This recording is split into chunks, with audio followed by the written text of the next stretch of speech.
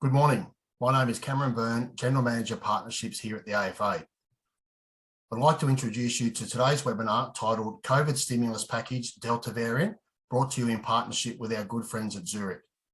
Today you'll hear from Adam Crabb, and this is the third in a series of COVID-related stimulus package webinars that he has conducted over the past 18 months. Adam has over 25 years of financial services experience encompassing financial planning and advisor education. He is co-author of Zurich's award-winning Cost of Care White Paper, is a fellow of FINCIA, a contributor to various CPD content on life insurance, and holds both the CFP and life risk specialist designations. Adam joined Zurich in 2018, following 5 years as a senior analyst for insurance product research, a role in which he was instrumental in developing industry framework for approved product misconstruction, performed comprehensive due diligence on insurance products, and helped in the selection of products and strategies that have assisted financial advisors achieve a best interest outcome for their clients. Before we begin, I'd like to cover off some webinar housekeeping. Today's webinar has one CPD hour available, and we'll send out the details of this within the next week to you. We will answer questions at the end of this presentation. Please use the Zoom Q&A feature, not the chat feature, as you can see in the diagram on the slide. Adam, thanks for putting this important information together for our members. Let's kick off. Good on you, Cameron. Thank you so much for that introduction. And look, folks, welcome. Welcome to this session. As Cameron mentioned, this is the third in the series. And I say almost regrettably, we're in a situation that we're doing another of these sessions because, to be honest with you, we kind of thought that the financial impact from COVID was kind of, tapering out, but sadly not to be. Now, you might recall obviously the COVID situation started here in Australia back in March of 2020. So what's that, almost 18 months or thereabouts ago.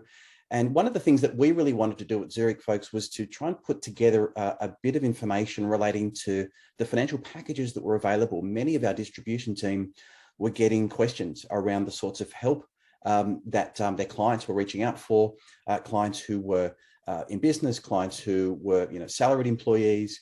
And you might remember this was at a time that even as the government stimuluses were being announced, just a couple of months in, there were tweaks, fine-tuning, there were changes to eligibility requirements, changes to the payment amounts. So this kind of drove us not just to do an initial session, I think around April last year, but around August. We then decided to do a second one which could really capture some of the changes that were being made to these products, and also to introduce new schemes that were being introduced many months into this particular wave. Now, I suppose more recently, at the end of March of this year, so 2021, the JobKeeper scheme ended, and this came certainly after a long period of very low COVID numbers, so new COVID cases, nationally in Australia. And when you look back over the summer months in particular, we were just seeing only a handful of cases at that particular time. Then, of course, in June, folks, as we know, all of that's changed. There's new community cases that have emerged. Lockdowns in local government areas and regions are returning. And in the following just 2 months, we've seen now more cases of this dreaded disease being diagnosed than we saw at the very height of the pandemic, certainly in the first wave, as I said, almost a year and a half ago. So with much of the community, including myself, enduring another, prolonged period of our lives effectively being on hold, we're again witnessing significant levels of financial disruption.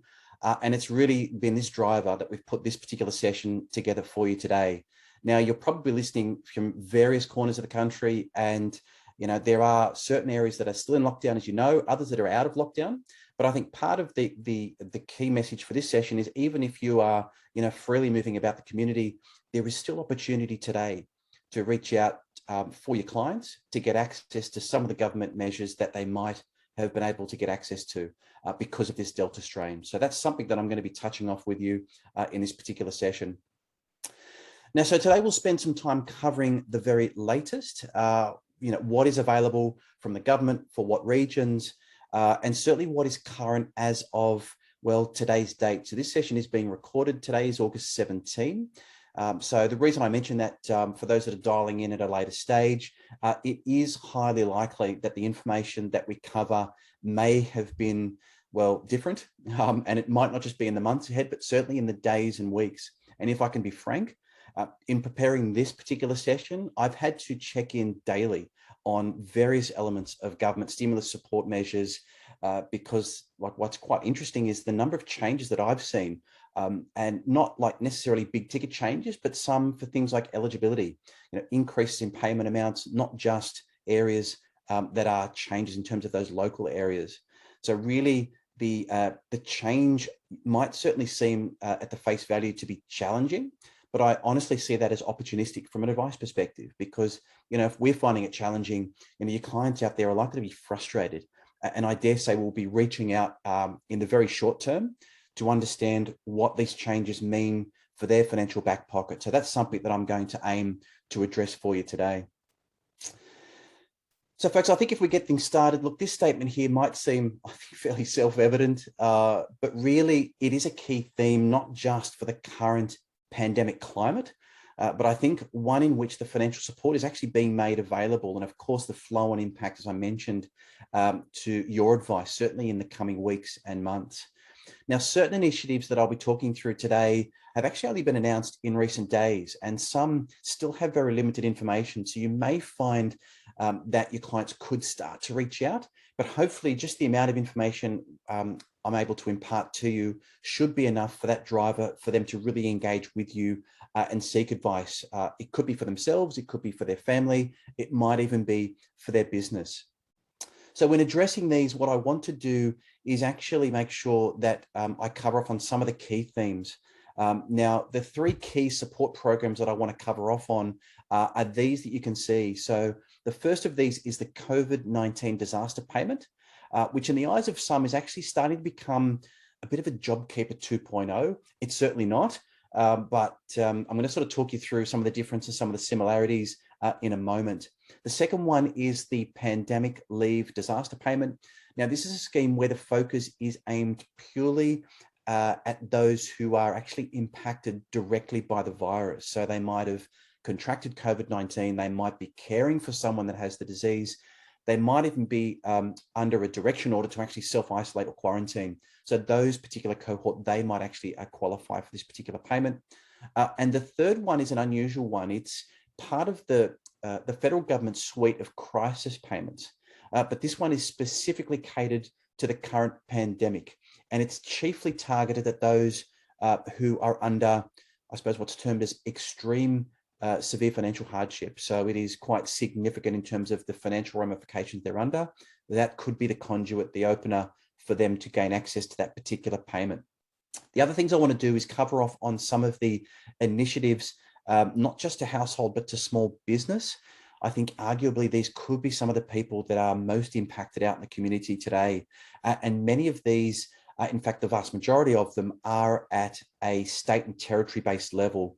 So what I'm going to do is kind of dive into some of the states and territories that are affected, give you some of the insights from a small business lens that could actually lend a significant value add to your advice. Now, as Cameron mentioned in the intro, I will be happy to take any questions that you may have. So please enter them into that Q&A function, and time permitting, I'll certainly address some. I'll also talk through some questions that we're already receiving from people in the community. So folks, the first of these is the COVID-19 disaster payment. And it really is similar to that around JobKeeper. So if you're finding that clients are kind of engaging with you and saying, look, they previously received help under the JobKeeper payment, and they're looking for something similar, this COVID-19 disaster payment certainly could be a solution for them. One of the questions they may ask is, well, how is this payment similar to JobKeeper? Well, like JobKeeper, it is designed for workers who are unable to earn an income. JobKeeper, as you may recall, though, was structured through the tax office. So, the money was fed through to an employer. That was then passed on to the employees, and it was done in a way to ultimately keep those workers employed. Where the COVID-19 disaster payment is different is that it's actually run through Services Australia, and it's applied for those clients who well, they need to, I suppose, apply directly. It's not done through their employer, which is the JobKeeper approach.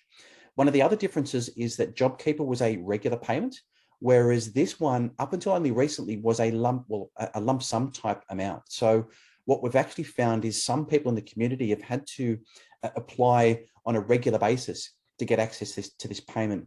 Then in mid-July, the government actually changed that process. So it's now more like a regular type approach like we saw with JobKeeper. The COVID-19 disaster payments will appear a little different on your client's bank statement. So these will appear as either a Department of Human Services payment or Centrelink. Now, this one, where it differs a little bit to JobKeeper, is its focus is more on regions, situations. So those who are in a lockdown or a hotspot, people that have got movement restrictions that have been imposed by a public health order, this is where the COVID-19 disaster payment comes to fruition. So at the moment, there are a few Commonwealth declared hotspots around. These include Greater Sydney, they include all of New South Wales, Greater Melbourne, and also all of the ACT. Now, if you're listening in from areas other than those, as I mentioned in the intro there are opportunities for areas which have since or no longer hotspot locations, but there are still opportunities for you to actually contact clients who you think are impacted and say, look, there was a payment, which is this particular one, which could be available. We still have some time to actually apply for that particular payment. So I'll talk you through what areas they are specifically. But in terms of states and territories, it's New South Wales, Victoria, South Australia, and Queensland, where you might be able to assist those clients in those areas. Now, if you are listening to this session at a later stage and you're kind of curious on where you can find out these locations are, what you need to do is head to the website health.gov.au. There's a search field on the top right-hand side. If you click in there and simply type in hotspot support, what you'll find is one of the first links that come up should be the listing of areas of the COVID-19 local transmission hotspots. If you click on that, it'll give you a breakdown of the current and the previous areas directly underneath. And in fact, if you scroll further down, what you'll find is it breaks it down into local government areas specific to you and your clients. And you can even print that up as a PDF to sort of chat one-on-one with those individuals. Now, one of the questions you might get from clients are from those who are actually living outside of a hotspot, but because of the lockdowns, they are actually themselves needing financial help. So if you find there are people speaking to you or wanting information about this, what I'd suggest is looking at some of the initiatives from a state and territory based government, because what we're finding is that there are sort of pockets of opportunities within different states and territories that can perfectly aim towards these people who are not necessarily in lockdown, but are affected because of the lockdowns happening in other areas.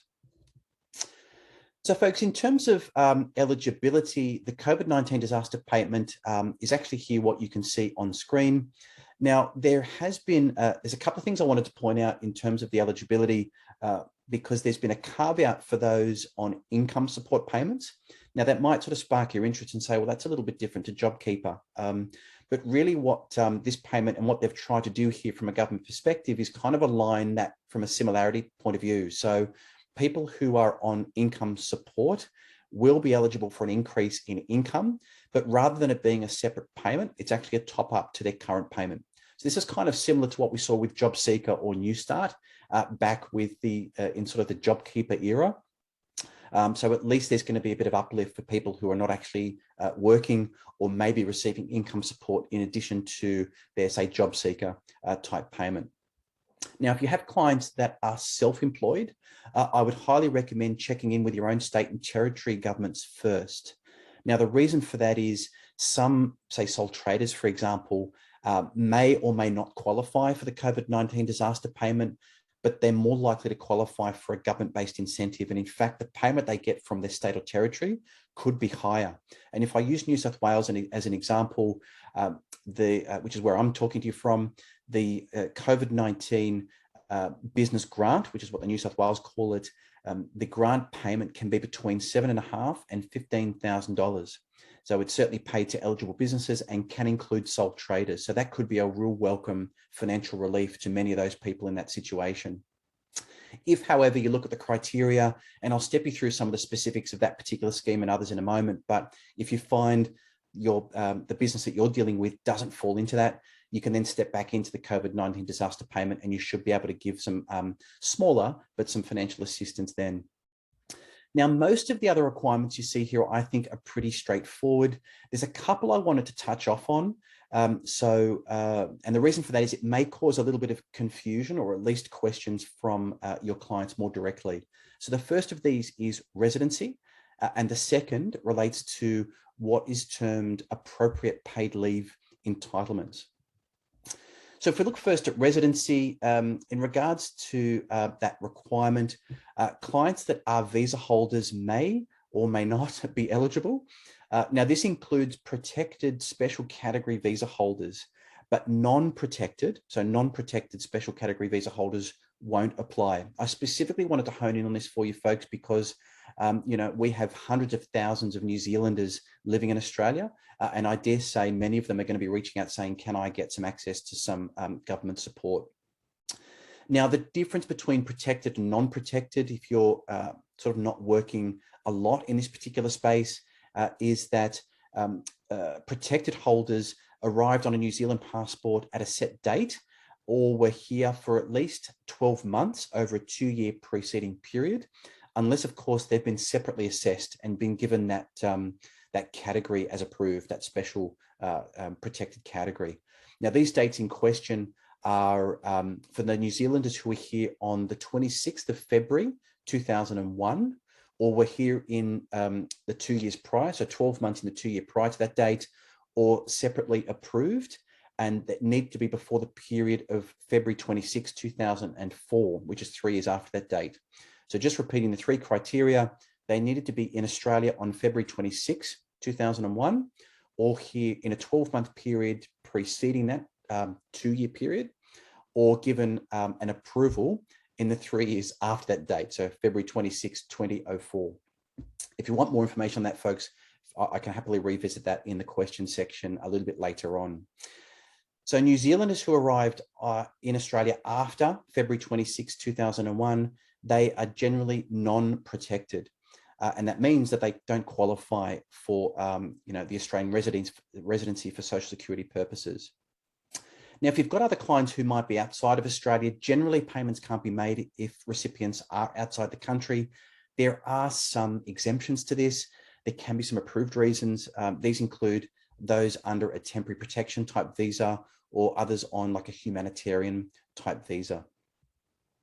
Now, the other area of, I suppose, potential interest, one that might spark some questions that you may receive from clients, relates to paid leave entitlement. So to gain access to the COVID-19 disaster payment, there is a government requirement for people to have used any appropriate paid leave.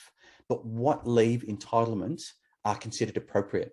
So the list I've put here together shows which are excluded.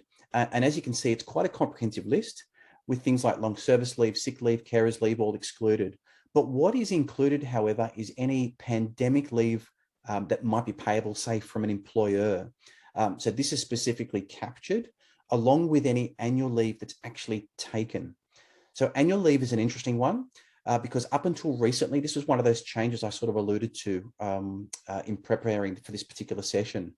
So what we have found is that it was previously a listed exclusion, but it's now included for those clients who have actually taken annual leave. And so essentially they've not lost income, so they won't be eligible. But it's important to note that if someone has accumulated leave, so a leave entitlement, that's not actually considered. So it's not like the government's going to force people to take leave because they might have a bank of 4, 6 or 8 weeks. If they're not actually taking that particular leave, then it's not going to be captured as part of this. So they may still be eligible. For those people who have actually have taken annual leave, they will be, they've not lost income. So they are likely to be ineligible for this particular scheme. So let's have a look at some of the affected areas around the country and how much is payable. So I thought I'd start first here where I am in New South Wales, given it seems to be one of the more widespread areas of concern. Now, if you cast your mind back to June when this all kicked off, certain parts of Sydney became a Commonwealth declared COVID-19 hotspot.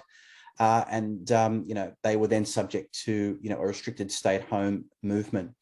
To make things simple, this particular area of concern is actually called parts of Sydney, which kind of makes sense. This then extended to other local government areas, but the parts of Sydney LGAs included suburbs like Randwick or Waverley. If you're listening in Sydney, you'll obviously know where they are. By mid-June, the areas of concern had grown, and this then included all of Sydney. And it also included what's classified as Greater Sydney, so suburbs slightly outside your typical Sydney metro. So areas like Wollongong, Shell Harbour, the Blue Mountains, the Central Coast, along with the Wallandilly Shire. Now, in terms of the COVID-19 disaster payment, initially it was day 8 of the lockdowns for parts of Sydney, which is when people could then qualify. And that date for that particular region was July 1.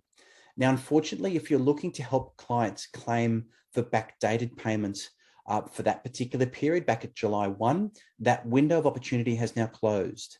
So you're no longer able to actually apply for those particular payments. And even some of the weeks after, so weeks July 8 to July 14, and also July 15 to 21 have actually closed. So part of, I think, the rationale for this particular session, folks, is timing. It really is important, particularly for some of the windows of opportunity which are still open, to really act quite quickly for those particular clients that are affected, because it is literally a movable feast, and one in which if clients do take too long to reach out and apply, they will miss out on those particular payments. In terms of the other areas of concern outside of the Greater Sydney area, others did open up in some of the regional areas, particularly around Blaney, Orange and Cabonne. That was back around that mid-July period. So some of these areas are still available for payment. So if you have clients in these particular affected areas, it is still an option to reach out.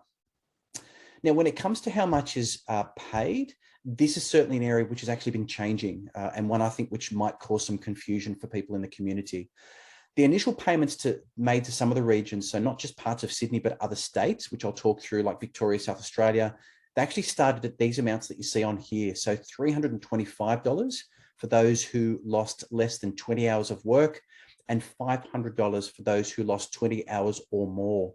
And these were for the respective periods that you can see here. So for periods 1 to 7 July and 8 to 14 July. That's particularly important because as these amounts have changed, so too have the corresponding dates. The problem, though, has been that because the declared hotspots have not necessarily been the start of a week, what the weeks actually look like differ depending on the locations and the regions. That then has a flow-on effect to when the payment windows are open. So there might be a few dates I speak to, but that's part of the reason for that is not each of the regions and each of the payment periods are a nice, even and similar date. Some of them do vary quite a little bit. The other challenge, folks, is the qualification rules also changed. It won't affect most states, but certainly in New South Wales, it did, and that relates to the liquid asset test. So for the very initial payments, there was a liquid asset test of $10,000, but quite quickly the government actually amended that and removed that liquid asset waiting period. This occurred around the middle of July. And as I alluded to earlier, there was also a change mid-July in terms of the payment metric. So rather than those affected individuals having to claim on a regular basis, it was pretty much a set and forget. You could set it up and have those payments made automatically. Of course, when that happened, it did sort of put the onus back on individuals. So those people who were then starting to receive automatic payments really needed to be a bit more proactive. So if their situations change, if their circumstances change, if they were back at work, but then maybe off work again, they really need to be diligent and reach out to Services Australia to at least let them know so that those payments can be, adjusted, amended to suit. So from July 15, the amounts increased. So they rose by $50 a week for those working less than 20 hours a week and double that amount for those working 20 hours or more. The other thing that changed was a broadening of the categories of what was considered work. And what the government did is they expanded it to include those workers who were scheduled to work, but couldn't work because of a restricted movement order. And that's that one here that you see on the left. The payment for those categories didn't necessarily change, but were introduced as part of this sort of metric. So in terms of the way in which the speed, if you like, the time frame that you need or that clients need to be aware of to claim, it's usually a 3-week window. And that window, as I mentioned, is one for the period when these payments are first being applied for. So if you're looking to claim for payments, for some clients, you may find the window of opportunity is quite soon. So as an example, if you've got clients using in this particular period on screen, so if I look at, say, July 22 to July 28, the claim period for that particular period is actually tomorrow, the 18th of July. So it's critically important if you feel that you've got clients who are impacted over that particular period, the end of July, it's not too late. They've got up until tomorrow, 18th of August, to claim for that particular period. Of course, the period for 15 to 21 July, that one has now closed. So payments for Greater Sydney, all other areas of New South Wales then joined. These payment rates were effective 3 days later, being July 18. And then you've got the subsequent weekly payments relevant to that particular period. So the other thing to note here is that, as I mentioned, the payments to regions might also be slightly different. It really depends on when that hotspot was declared. So again, makes it a bit challenging, but I think thinking positive, a bit opportunistic from an advice perspective, because it gives you that edge and that value for that particular individual. Of course, the big news, I think, was on July 28. This was when the Federal Treasurer announced a further increase in the payments, and this was to be effective in August. And this actually lifted the rates to $450 and the higher amount to $750 per week. So this is why we're starting to see now people thinking there's a similarity between JobKeeper and the COVID-19 disaster payment, because the amount that's being paid is, well, quite similar to that amount. So over the last week or so, we have seen the addition of New South Wales regional areas like Armidale, but of course, August 14, it all changed, extended across to the entire state of New South Wales. So people who live or work in any area of New South Wales, unable to earn an income or a full day's worth of work, these are some of the individuals that might, certainly be subject to be impacted, and of course, potentially available to get access to the COVID-19 disaster payment. So folks, that's New South Wales. Let's have a look now at some of the other states, and we'll start with Victoria. So the relevant period of the restricted movement for Victoria began in Melbourne back in June. In fact, I think it was June 4th. And of course, because that was back in June, that payment period has now closed. Another period commenced on July 16, went through to July 27. This extended into Mildura on July 18. And while the period of lockdown has ceased, this is one of the areas, folks, where there still is an opportunity to claim, but again, it must be done quickly. So particularly for, I think, the area around Mildura, the claim closing date is in 2 days' time. That's August 19. And of course, the restricted movements again kicked in from August 6. So like New South Wales, the very early payments in Melbourne were at that lower rate I mentioned, which was at $325, and the higher amount being $500, depending on the hours that were actually worked. They then lifted mid-July. So with the effective periods from July 16 through to July 27, these payments were then eligible for that slightly higher amount, being the $375 and $600. So remember, it's the second of these payment periods where clients can only claim on, and that claim date, as I mentioned, being August 19, so this Thursday. The next relevant period, which was August 6 to August 12th, saw the higher rate, and that was that higher rate of the, the quite, attractive amounts up to $700 odd. If we step into South Australia, the relevant period impacting, it was Metropolitan Adelaide, which was between July 21 and July 27. Importantly for those advisors with affected clients, folks, today is the last day to be able to make a claim. So August 17. So if you're listening to me in South Australia, Adelaide, perhaps in particular, you know that you may have clients that are affected, may get access to this COVID-19 disaster payment. They need to act today to get access to that particular payment. So I would urge you to do that, not this second, but maybe at the end of the session. Reach out to those clients that are affected, let them know, and I'll give you some insight into how they go about doing it at the back end of this particular session. In terms of amounts they'll be able to access, it's the mid-tier amount. So not the low, not the high. It's $375 for that particular period, $600 for people that were unable to work hours of more than 20 hours for that particular week. If we head up to Queensland, for Queensland, you can see the Southeast Queensland on screen covering the period of August 1st to August 8. It included not just these LGAs, there were 11 in total, and it also extended up to areas like the Noosa Shire and also Redland City. So if you're listening to Queensland, that might be useful. And in fact, shortly after, I think it was August 9, the stay-at-home orders were actually extended to far north Queensland, so areas like Yarrabah and also up in Cairns. So eligibility has now opened, certainly to other areas up in northern Queensland, so that might be particularly useful. Good news for those in Queensland, they're actually getting the full amount. So they'll get the $450 for the less than 20 hours and the $750 for the higher amount for the over the 20-hour period. So these particular areas, because it's fairly new, the announcements, the period of time to claim is quite lengthy. So for August, or certainly for the Northern Queensland area, I think the close-off date for this particular payment is September 9. So you've got a couple more weeks with which to reach out to affected clients that you think might be impacted to help them through it. So in terms of the COVID-19 disaster payment, some common questions that we've actually been getting, I thought I might step you through some of them.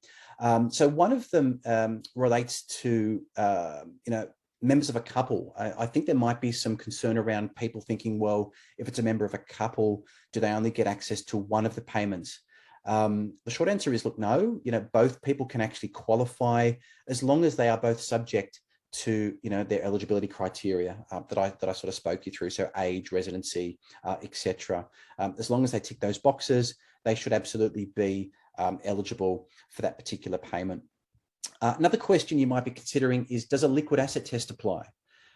Well, short answer is yes, but it only applies for some. So the liquid asset test, which I mentioned earlier of $10,000, it applied for those that were claiming for the periods of July 1 to July 7, which was that part of Sydney cohort.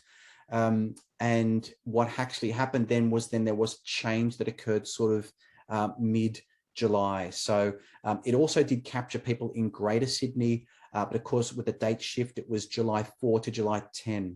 So if you've got the parts of Sydney clients that were affected in that early stage and also the early stage, that Greater Sydney, they might have been impacted by that liquid assets test waiver.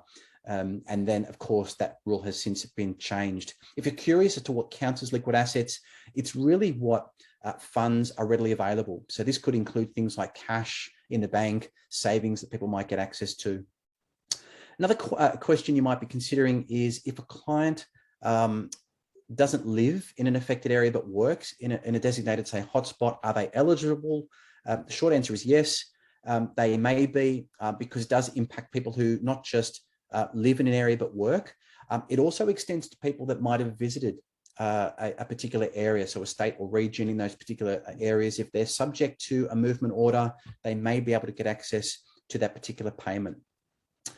If you have, say, a 17-year-old, maybe a casual worker, are they eligible? Yes, they will be. Obviously there might be some considerations there if they're on income support, because it might just be a top-up that I mentioned. One of them, though, which might be, again, another value, I think, opportunity from an advice point of view, is if you've got, say, a 35-year-old receiving income support, will they be eligible? The answer is yes. As I kind of alluded to, it will be that sort of top-up payment type amount, and the additional amount that's payable is $200. Now, folks, there is a potential requirement to report income. So if you've got clients who are on income support, then there might be a need for them to actually take an appropriate step and actually actively report now their employment income. Reason for that is because it does sort of trigger the systems to often need to, well, effectively, qualify for that particular top-up amount. And part of the challenge, again, is the dates are a little bit different. So if you've got a pen handy, write these down. So in terms of employment income requirements, if you've got someone who is on one of the affected income support payments, and it's the vast majority of them, if they're based in New South Wales, they will need to have reported their income on or after April 29. If you've got an income support client in Queensland that needs to report their employment income, it needs to be done from June 7. If they're based in Victoria, it's June 12. The only exemption to this, folks, is clients who are vision impaired, receiving either the age or disability pension. They don't need to submit their employment income details to qualify. If they're on Job Seeker, if you're on Austudy, that's different. You will need to use those reporting periods. So effectively, if you've reported after those dates, clients should be fine. They should automatically get that top up paid to them. And it's similar to what we saw in terms of that approach back with the first wave of the pandemic, not just now in this Delta variant. How do clients apply for this particular payment? Quite simply via MyGov. It's a fairly simple process, to be honest with you. As I mentioned earlier, it doesn't not need to be done through someone's employer or their boss. It's done themselves. They need to just basically access MyGov and register themselves for the payment.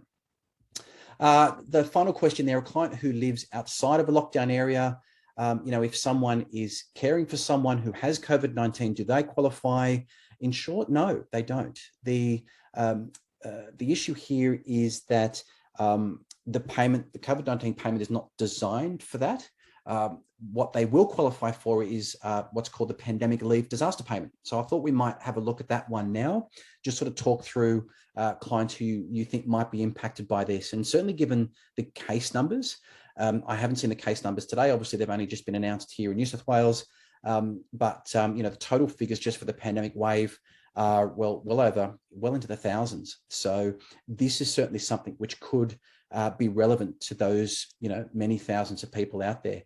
So if someone has, unfortunately been diagnosed with COVID-19, if they're caring for someone who has COVID-19, or they're, been subject to an isolation order, they've been forced to sort of, bunker down for 14 days, this is potentially the payment that may be able to access.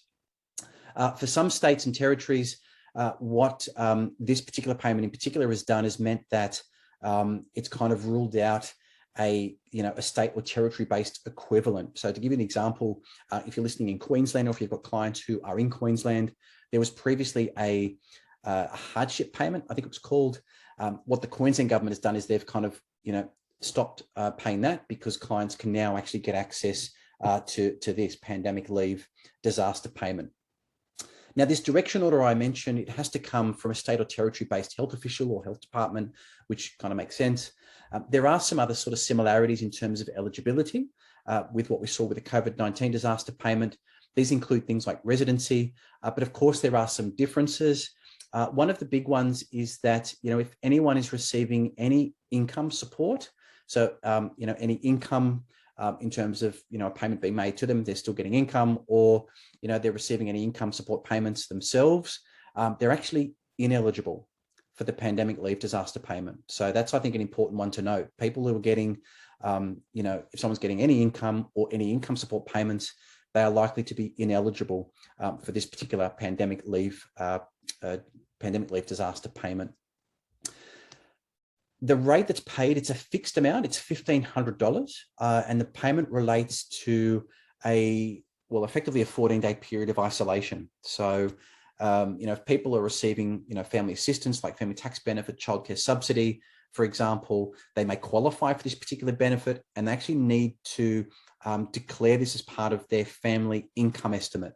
So for those who are affected, you'll know what that means. They can't just sort of sit idly by and just have it received and not mention it.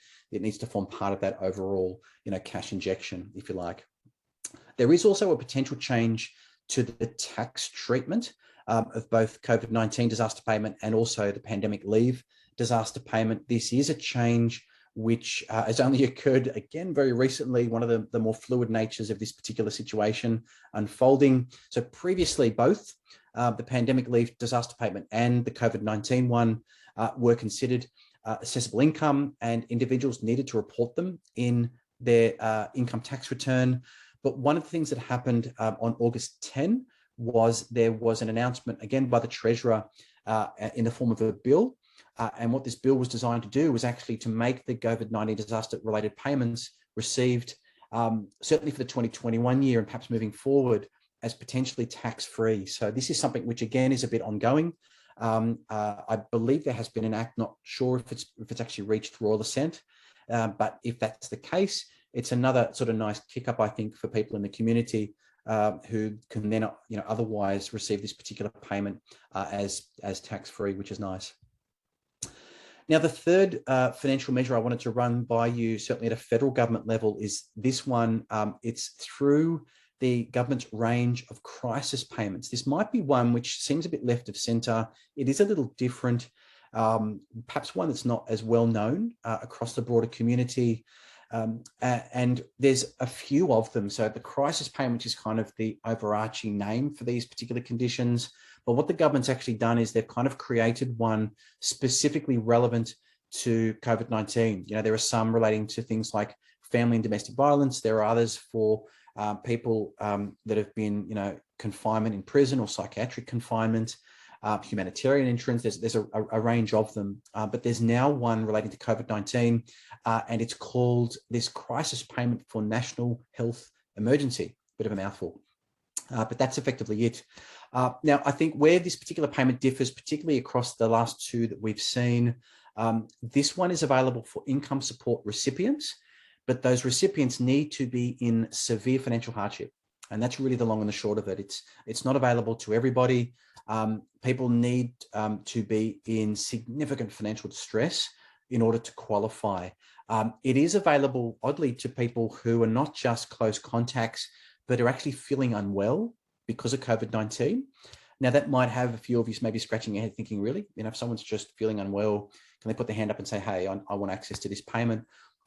In short, they can. But where part of the catch-all is you can't simply get this payment if you're able to walk out your front door and go to the shops and do some shopping, essential activities, go outside and do exercise. It is literally for people that are in self-isolation. So these are the sorts of people that would get access to this particular payment. So if you can leave your home, you're on income support, you are severe financially suffering, which I'll talk through in a moment as to what that looks like. You can't shop for food, you have to stay at home, then you are likely to qualify, and your client's likely to qualify for this particular crisis payment. This is also a time critical one, folks. So potential recipients need to reach out, contact Services Australia within their 14-day period of isolation. So if you've got clients who you think may have qualified, they're now back out and about in the community, then unfortunately that window is likely to have closed. They may not get access to this particular payment. So if you've got people who are literally within kind of four walls, like a lot of us are at the moment, can't even leave their front door, and you think are really doing it tough, this is a particular one which I think might serve them particularly well. As for what's considered severe financial hardship, it's really dependent on whether the individual or the client is part of a single or couple arrangement. And this links back to the liquid assets, their total liquid assets in question. So the amount, pardon me, is based on 2 or 4 weeks of the equivalent of the maximum rate of someone's income support payment. This also factors in things like the energy and pension supplement. So it's that sort of slightly higher amount, if you like. Liquid assets, again, include things like cash you've got on hand, money that's in the bank. It could be things like shares, other money that you can maybe get access to. So that's perhaps important to note for those clients that you're helping out with. If you're considering this for a particular client who maybe provides care for someone, there are some criteria around the level of care which is provided. So in short, yes, some people that are providing care for people in this situation may qualify. But in terms of what that care or caring looks like, it's effectively this. So it's got to be daily care, daily support with certain strict activities. Some that you can see here. So things like bathing, preparing meals, administering medication. These are the sorts of activities which are defined under this particular act. The person being cared for can't be, a long lost friend, a neighbour across the back fence. It needs to be part of an immediate family. It can also extend into what is termed, I suppose, your household effectively. So it can include family members like parents and grandparents. It can be children, grandchildren. It can also be partners or siblings. They kind of form that immediate family, or of course, people within that particular household that may be affected. The amount of the payment, look, it's not a huge amount, folks, but it's equivalent to 1 week's worth of the recipient's maximum base rate that was payable. So look, as I said, it's not a massive amount, but I think someone who is significantly financially disrupted, they're stuck at home, they can't leave, any cash injection I think is welcomed. And that's probably why I thought in part to put this particular payment on here. As we know, there are thousands of people that are impacted, and some people are really, really doing it tough. And, if you're able to reach out and say, look, I can get you at least an extra week's income effectively, I think that will be really, really welcomed.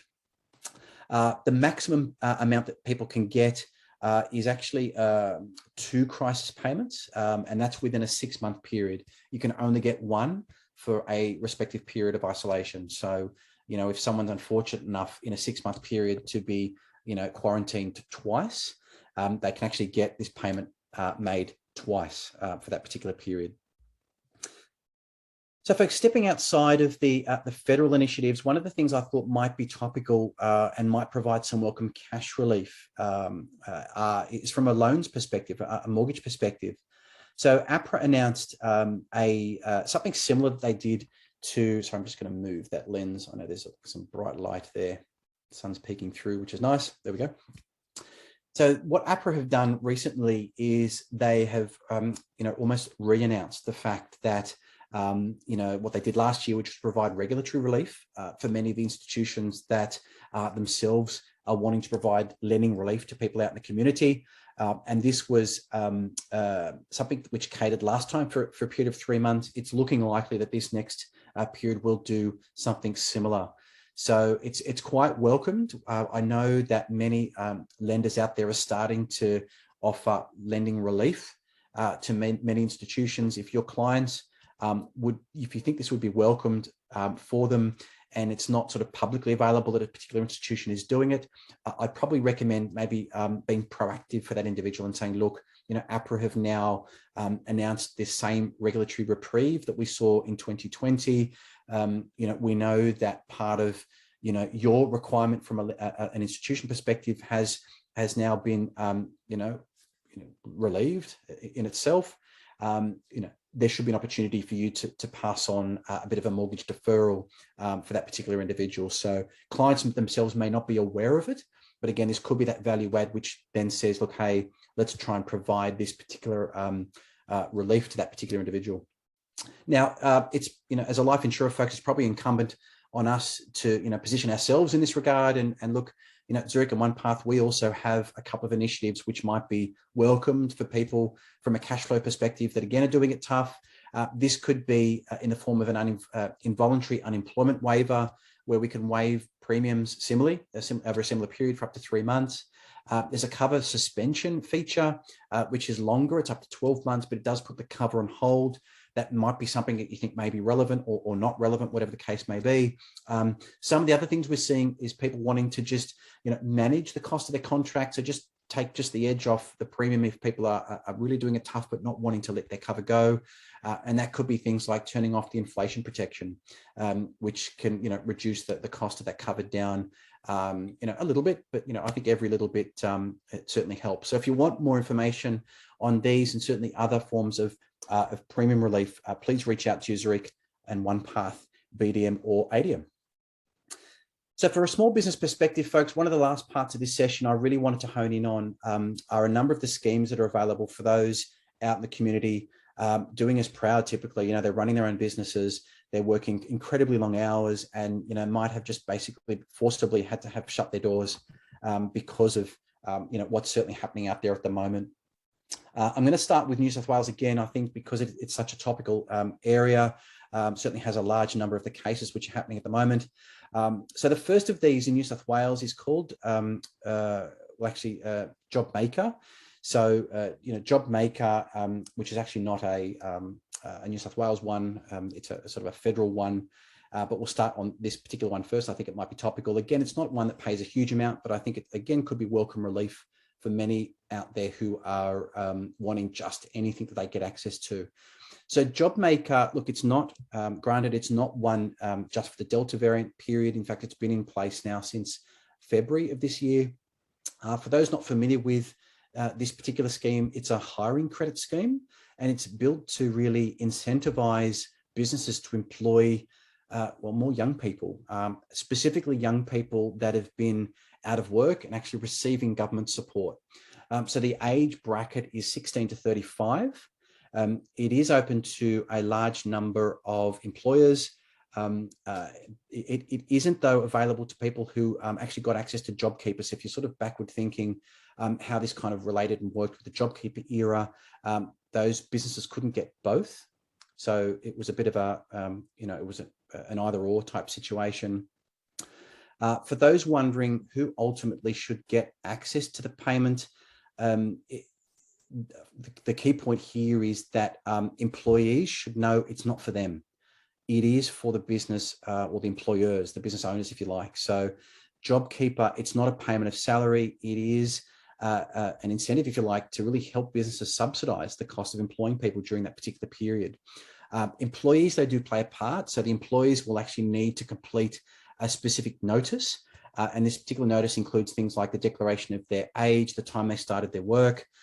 They also need to confirm that they actually received 2 consecutive fortnights worth of income support.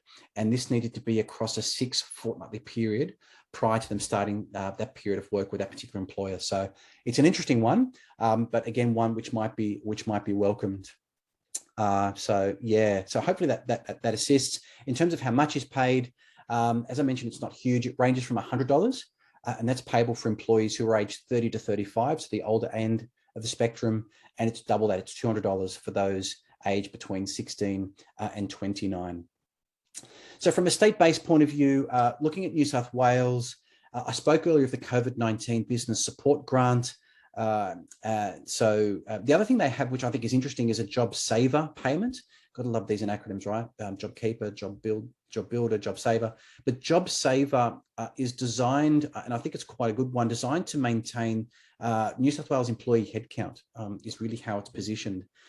Eligible businesses need to have a turnover, as you can see here, a minimum of $75,000. So I know that might rule out some, but the next slide I show you will be able to appease those under that particular bracket. They need to have seen a decline in their revenue of 30%. This revenue decline must have been over either the same period last year, so in 2020, the year prior, so 2019, or the 2-week period immediately before the lockdown began. So there's a bit of grace there for certain businesses. It is promoted as a weekly payment, but it's actually paid fortnightly. It ranges from $1,000 a week for non-employing businesses and up to a maximum of $10,000 a week. And this is for some employing businesses. Now, quite simply, an employing business, what is it? It's someone that employs people. A non-employing business doesn't. The employing businesses also includes not-for-profit organizations. So that might be useful if you're helping out from a philanthropic space. If you're wondering about the gap in start date, you can see here the start date does differ to when the lockdowns here in New South Wales began. There is a reason for that, and that's because that COVID-19 business grant I mentioned, that actually covered that initial period, so that initial 3-week period, if you're curious and wanting to be a bit proactive with some of those particular individuals. For smaller businesses, those that don't get captured in this particular program, there is another one which is termed micro. So it's a COVID-19 micro business grant. It pays a fortnightly amount of $1,500 that have also experienced a 30% decline in revenue. But as you can see, it captures that smaller end of the segment. So small businesses, those with a turnover of between 30 and $75,000. If we look at Victoria, the Victorian state government has a number of assistance packages, quite a lot actually. There's an Alpine business support of between 5 and 20,000, and I think it's available to some 400 Alpine-based businesses. So particularly if you have clients in the north of Victoria there, that might be quite useful. They also have something like 30,000 grants for those affected by capacity limits. So if you've got clients who are running, small businesses like cafes, gyms, hairdressers, they can get, I think, around $5,000 from what's called the Business Continuity Fund. So Business Continuity Fund for those particular businesses. For others who don't quite fit a particular mold in Victoria, if they're not Alpine businesses, they're not, affected by capacity limits, there is one that they've called the Small Business COVID-19 Hardship Fund, and they've tried to open this up to other businesses. So those with a payroll of up to 10 million, but they need to have suffered a significant fall in revenue, and it's 70% for those businesses. But those that qualify will get up to $5,000. Over in South Australia, they also have a business support package. Now, I know the lockdowns there seem to have eased a little bit, which is nice. But again, this could be an opportunity for those that may have been impacted, a couple of weeks ago. So those, and perhaps that are still doing it tough, if there's a 30% reduction in their turnover, annual turnover in that business of at least 75, and register for GST, of course, they can get, a $3,000, not 30, a $3,000 emergency payment made, which is good. Up in Queensland, the Queensland has announced $5,000 grants, and these are available to small and medium businesses. So very similar to what we saw in SA. These are available to those with a business of more than 75,000, and annual payroll in Queensland of up to $10 million. The other thing I thought I'd mention here, it's not necessarily a slide deck before I open it up to questions if we've got time, is the ACT. So this went into lockdown after I prepared these slides. But if you, any Canberrans that are listening, if you have clients down in Canberra that you think are affected, they have a scheme there, which is very similar to actually what we see in New South Wales. And it offers grants of $3,000 for employing businesses, and $1,000 for non-employing businesses. So similarly needs to have been around a 30% reduction in revenue, and businesses of again that $75,000 mark and under 10 million be registered for GST. But the difference in the ACT, folks, is those businesses need to have been registered at around April of 2021. So newer businesses may not qualify. That's certainly the intel that we're getting at this stage.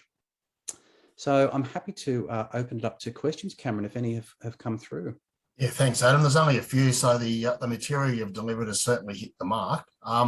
One that's come through, and I didn't see it on the slide. Can you access the disaster payment if you're on maternity leave?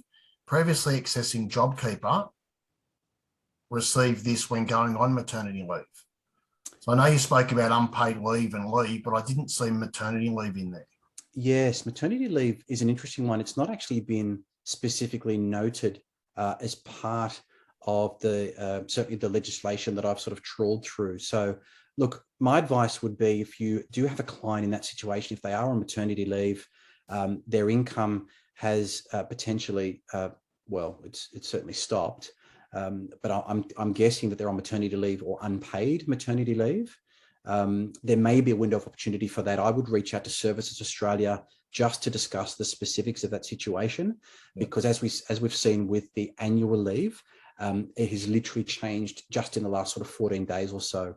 So I dare say that we're likely to see continual updates and tweakage of what is considered, appropriate or eligible for many of these payments. So I'd be reaching out directly just to speak with them and say, look, this is the situation. Doesn't appear very clear. How are they currently captured? Yep. And I think that's key, that I think we're in a very moving and a fluid environment at the moment. So what you've said today could have changed whilst we're on this actual webinar. So another questions that come through is the age pension an income support payment?